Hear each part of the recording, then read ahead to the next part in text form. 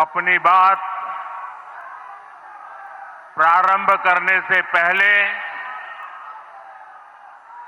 मैं आप सबसे एक प्रार्थना करना चाहता हूं।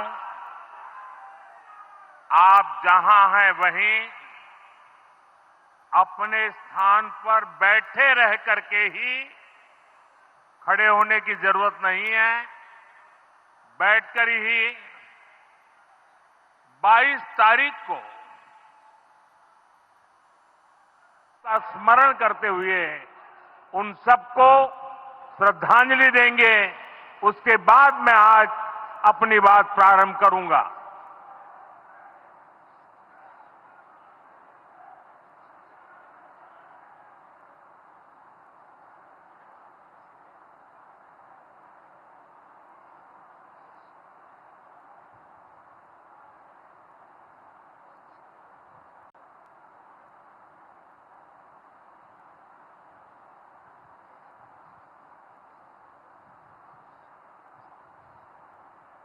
ओम शांति शांति शांति।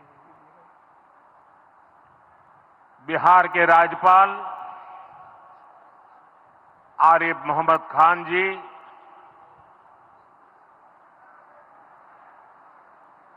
यहां के लोकप्रिय मुख्यमंत्री मेरे मित्र श्रीमान नीतीश कुमार जी,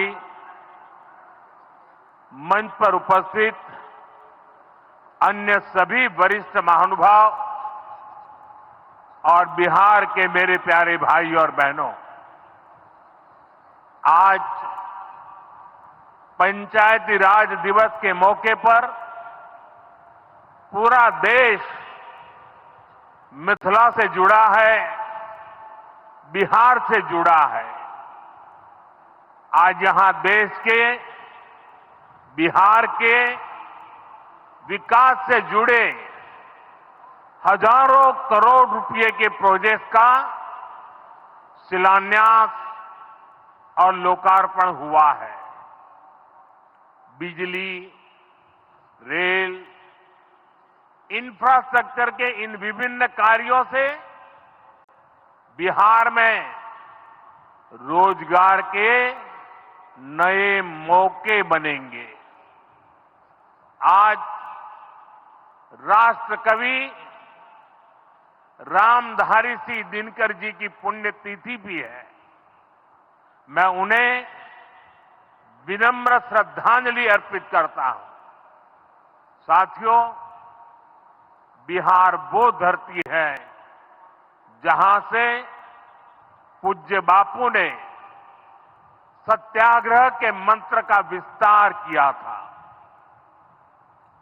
पूज्य बापू का दृढ़ विश्वास था कि जब तक भारत के गांव मजबूत नहीं होंगे, तब तक भारत का तेज विकास नहीं हो पाएगा। देश में पंचायती राज की परिकल्पना के पीछे यही भावना है। बीते दशक में पंचायतों को सशक्त करने के लिए एक के बाद एक कदम उठाए गए। टेक्नोलॉजी के माध्यम से भी पंचायतों को मजबूत किया गया। बीते दशक में 2 लाख से ज्यादा ग्राम पंचायतों को इंटरनेट से जोड़ा गया है।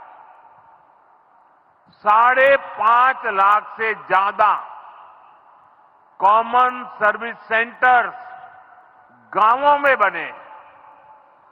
पंचायतों के डिजिटल होने से एक और फायदा हुआ है। जीवन मृत्यु प्रमाण पत्र, भूमि धारण प्रमाण पत्र, ऐसे कई दस्तावेज आसानी से प्राप्त कर सकते हैं। आजादी के अनेक दशकों बाद जहां देश को संसद की नई इमारत मिली, वहीं देश में 30,000 नए पंचायत भवन भी बनाए गए। पंचायतों को पर्याप्त फंड मिले, ये भी सरकार की प्राथमिकता रही है। बीते 10 साल में 2 लाख करोड़ रुपए से ज्यादा का फंड पंचायतों को मिला है। ये सारा पैसा गांव के विकास में लगा है। साथियों, ग्राम पंचायतों की एक और बड़ी समस्या भूमि विवाद से जुड़ी रही है। कौन सी जमीन आबादी की है, कौन सी खेती की है, पंचायत की जमीन कौन सी है, सरकारी जमीन कौन सी है, और इन सारे विषयों पर अक्सर विवाद रहता था।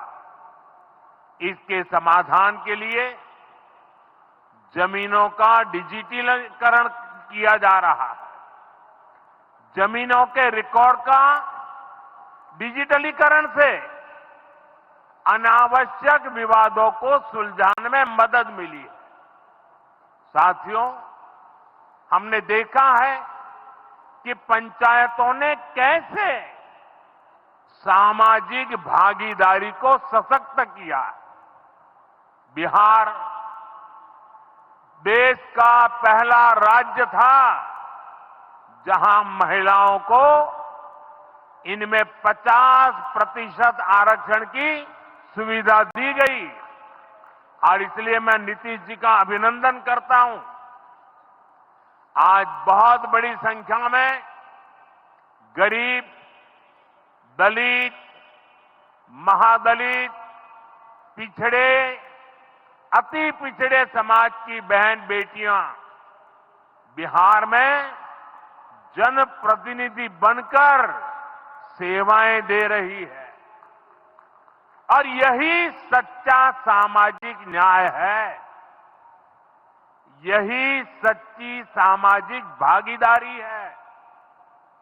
लोकतंत्र ज्यादा से ज्यादा भागीदारी से ही समृद्ध होता है, सशक्त होता है। इसी सोच के साथ लोकसभा और विधानसभा में महिलाओं के लिए 33% आरक्षण का कानून भी बनाया गया है। इसका लाभ देश के हर राज्य की महिलाओं को होगा। हमारी बहन बेटियों को ज्यादा प्रतिनिधित्व मिलेगा।